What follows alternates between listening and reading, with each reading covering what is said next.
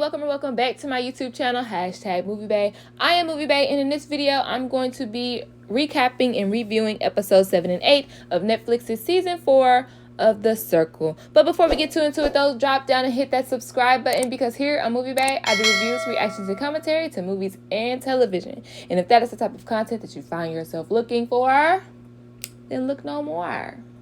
Okay, mixtape dropping soon. Just saying. All right, but let's get into it. Boom. Episode 7, Yu-Ling blocks Krista. Said we getting straight to it. Krista is pissed as soon as she hears that door opens. I've never seen a more genuine reaction from anyone being blocked on The Circle. Krista advises Yu-Ling to get rid of Brew or Mama Carol next. Now, Frank and Nathan are upset by the news to lose such a genuine person, and Nathan is adamant about there being bigger competition to Fry aside from Krista. I too agree, but to be honest, like, Krista was kind of like just there. Like, I mean, that's good for game plan, but for TV, no offense, Krista, you were just there. I mean, like, I agree with you on the things you said when you said them, but editing did not play you any favors. All right, so circle chats for this episode. Frank messages Yu-Ling.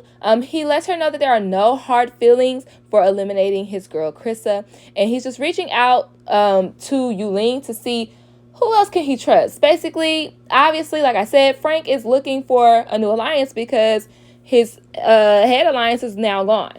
Yu-Ling mentions how Mama Carol is kind of, Mama Carol kind of threw Frank under the bus when they were both influencers, saying that Mama Carol is the one who went to bat for Yu-Ling and Alyssa and not him. They also add Rachel to this chat, and Rachel basically just talks shit about Mama Carol and Mama Carol's game plan. Then we have Brew to Mama Carol. They talk about having each other's back. It's so weird to me how bad Brew wants a mother figure. Like, does he have a tumultuous relationship with his own mom, or a good relationship with his own mom? Because the fact that he really wants to be Mama Carol's circle son is odd to me. Alyssa messages Nathan, and I personally tuned the fuck out because who cares? And Nathan messages Rachel, and he wants to start a new person alliance. Rachel is open because at this point, say, if you want to have my back, then have my back, love. That is fine with me. Now we get introduced to not just one, but two new Circle players. We meet Everson, who's a 35-year-old cruise director from Georgia, and he is going in as himself. He is a character, okay? Like, his humor is something that's like cringe funny. Like, he's cringe, but it's kind of funny at the same time. I don't know. I could definitely see him being a TV personality, though. And then we get to meet the real Trevor, who is also a 35-year-old personal trainer from Brooklyn. Now, he's not a personal trainer. He's like a strength something, but I just put personal trainer because, okay? And he is going to be catfishing as Imani, who is his wife's friend. He wants to go in the circle flirting, but sorry, sir, there is nobody in this circle to flirt with, at least not in my opinion. The circle gets hit with an alert. Well, my bad. The new people get hit with an alert, and they get to host a party that the already circle players get to choose which one they want to go to. They do get to create their own party invitations, and I think this is a great chance to get to show their personality. Rachel and Brew are the only people that choose the Under the Sea themed party, which is Everson's, and everybody else chooses Imani's toga themed party. After the parties, we get hit with an alert that the circle is now complete, meaning there will be no more new people. I feel like, did not a lot of people audition for this season or what? Because we've only had 2 people eliminated. Only 2 people have been eliminated, and we've only gotten a total of like 4, maybe 5 if you include the Spice Girls added into the show. Like, I just feel like, correct me if I'm wrong, there was a bigger turnover rate in previous shows. So we're just dragging out this series when people don't go home. Oh my God. But hopefully, since the circle is closed, they're about to start knocking people out, and it's not going to be like RuPaul's Drag Race. All right, so episode 8. A new day in the circle. Okay, people are checking out the new profiles of Imani and Everson. Upon looking at Imani's profile, a few people think that she is catfish, but Everson's reason for thinking that she is a catfish is because she has a club picture, but in her bio says she's an introvert. Hello, because I go out and I am one of the biggest introverts. I just like to go out every once in a while and shit on people. Like, the fuck? Like, period. I like to step with the steppers, okay? Everybody thinks Everson is a character and very different, and they are not wrong. Circle chats for this episode include Everson. He invites everyone who did not come to his party, which is basically everybody. And Imani, aka Trevor, invites everybody that did not attend his party to a group chat. Basically, the OG players catch all the new players up on the Spice Girls tea and the new grand prize money. And Rachel, in her chat with Imani and Brew, informs informs Imani, so many damn people, informs Imani about Mama Carol and her strategic ways despite Bruce being there. When I tell y'all Rachel is a real bitch, Rachel is a real bitch. And Brew, first off, I just want to shout you out thank you for talking about the hashtags, because he said Imani sure does use hashtags like she's 35, because goddamn, people, you don't have to hashtag everything. All right, so after the chats close, there is a cyber attack detected. A firewall is detected, okay? I would be scared with all this glitching that is going on, because I'd be like, what in the entire fuck, okay? The circle has been hit by a cyber virus. There has been a data breach, and the new players are immune to it. Now, Mama Carol, though, is nervous. She's immediately thinking this game is going to expose me as being a catfish, because, oh yeah, it is a game. Now, one photo album has been leaked to another player. Each player can now upload one photo from the leaked albums anonymously and ask an anonymous question to that player. Brew gets Nathan's profile, Frank gets Brew, Rachel gets Yulink's profile, and Nathan has Alyssa's. Now, Nathan is crunk because Nathan is my game player, like, to be honest. He just be doing shit, and I appreciate that. Mama Carol gets Frank's profile, Alyssa gets Rachel's profile, and Yulink gets Mama Carol. And Yulink is also ready to throw Mama Carol under the bus. All right, so Frank's profile picture is up first, and Mama Carol kind of takes shots thinking that he's scheming on playing the nice guy role. Now, Frank acts unbothered, but mentioned Brew in his response, and this kind of throws Brew off like, hey, yo, do you think it's me? Because everybody else got the feeling that was Mama Carol all day. Yulink's album is up, and who had Yulink? Let me look at my notes, y'all. Rachel. All right, so with this question, she asked, who would you not tell a secret to in the circle? I feel like this was a very safe question because it's less about Yulink's character and more about other people in the circle. But Yulink still provides a diplomatic answer saying that she's an open book. You know, I don't really got to tell secrets because you could just ask. Rachel's album is up next, and this is Alyssa's question. And Rachel already knows. This picture is going to be something about strategy, isn't it? And she was absolutely correct. But there was also a little bit of shade in the question because it talks about how do you want to be the yoga, breathe, and meditate girl, but at the same time, you stir in the pot every chance you get. Hashtag your strategy is showing. Alyssa is giving me Sammy. What's her name? Samantha. She's giving me her vibes from season 2. And if y'all watch my reviews, I didn't like Samantha.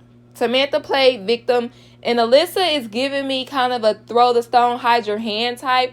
Like, bitch, if you're going to be bowdy, be bowdy. Because at the same time, she's like, oh, well, that was a good answer. Like, girl, shut up. If you're going to come with this energy, come with that energy, all right? But I love Rachel because she was like, baby, I'm not a game player. I'm just a dynamic person. Like, you can be more than one thing in this world, okay?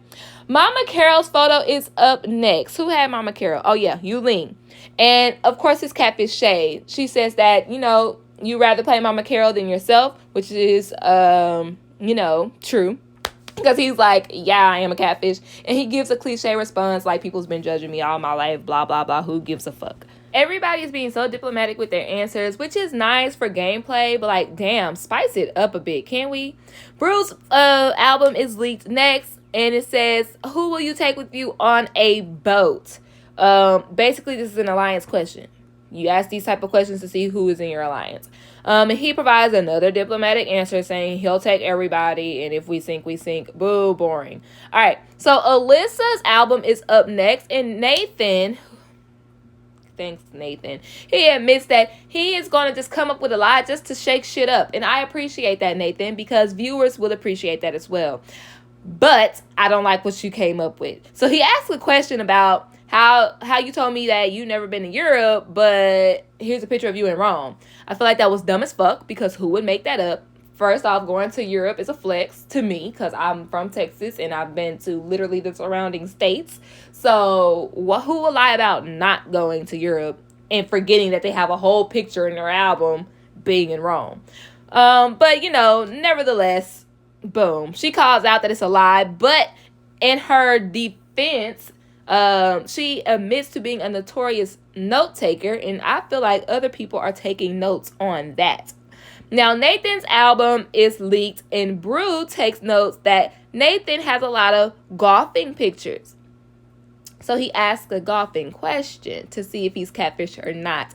And when I tell you Nathan was sweating bullets, okay? Now, this is how you trip somebody up. Nathan is taking a long time to respond, and I feel like that alone is throwing people off, wondering if he's a catfish.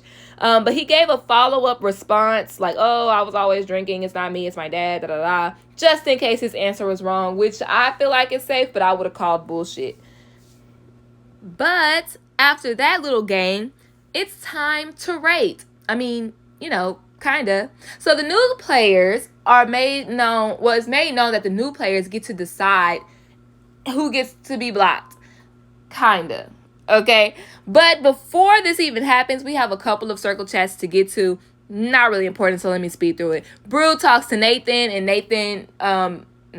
Brew talks to Nathan and basically tells Nathan that he got the question right. And they kind of end up talking shit about Frank. In the middle of their chat, the circle glitches. Now, Rachel messages Frank, and Frank clears Alyssa's name. I don't know where they had some type of bond come from, but I'm not liking it because y'all know I'm just not feeling Alyssa for real. And then their circle glitches. And Frank is so funny when all the pop-up ads came on the screen. It was hilarious. So, now it's time for the new people to try to figure out who do they want to give the antivirus to, basically immuning them from being blocked. So Imani likes Rachel and Frank, and Emerson likes Rachel and feels no ways about Mama Carol. Or at least I think, because I kind of tuned out of that part. Anyhow, here's the moment we've all been waiting for. The new people decide to save Frank, which goes against my original prediction that Frank will be next to go because his alliance is now gone. But I'm happy that he's still here. Matter of fact, he has immunity. But now Frank gets to decide who he wants to pass the virus on to. My bad, not the virus. Ooh, that sounded bad. Who he wants to pass the virus protection on to. And immediately I'm thinking that he's going to choose Rachel or Yuling. But for some reason, again, he's thinking about Alyssa. I don't know what we've missed, but why are you thinking about Alyssa? But nevertheless, he chooses Yuling. Now, Yuling gets to choose who she wants to pass the antivirus to. Y'all see the connection here? Do y'all see what we're doing? Awesome. Great. So I shouldn't have to do that no more. All right. So Yuling chooses Rachel because she suspects that is what no, my God. Yuling chooses Rachel because that is what she expects Frank wanted her to do. It's so many names, you guys. It's so many names. All right. So everybody is confused why Yuling would choose Rachel because they were unaware of this bond that they have. And Alyssa and Brew, who were in her throuple alliance, they could not be any more confused. So Rachel decides she's going to save Nathan and not Alyssa like Frank thought that she would.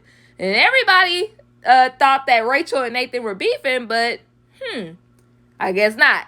So now we're down to 3 people. Brew, Mama Carol, and Alyssa. I kind of want Brew to be saved, but we know he's going to save Mama Carol because he wants a mom so bad.